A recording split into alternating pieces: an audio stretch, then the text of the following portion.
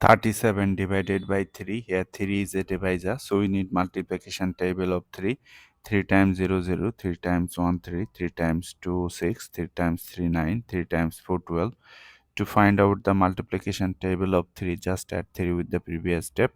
0 plus 3, 3, 3 plus 3, 6, 6 plus 3, 9, 9 plus 3, 12, 12 plus 3, 15, 15 plus 3, 18.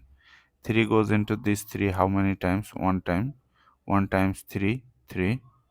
Subtract 0, bring down this 7, 0, 7. 3 goes into 7 how many times? 3 times 3, 9, which is getter, so 2 times, write 2. 2 times 3, 6. Subtract 1. So our answer is 12, remainder 1. But if you want to write your answer in decimal form, then convert this whole number 37 into decimal. Taking decimal, then add 0. Bring down the first 0.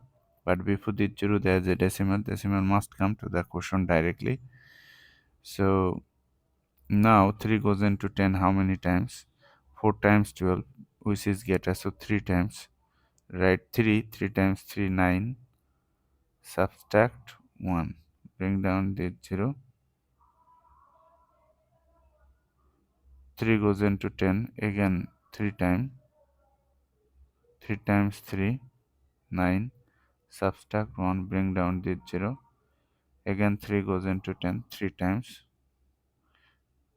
3 times 3, 9. Subtract 1. Look, after decimal we have got 3 digits, so now you can place here 3 dot. So 12.333 dot dot dot is our answer, but since 3 is repeating, so you can place here bar. So 12.3 bar is your answer.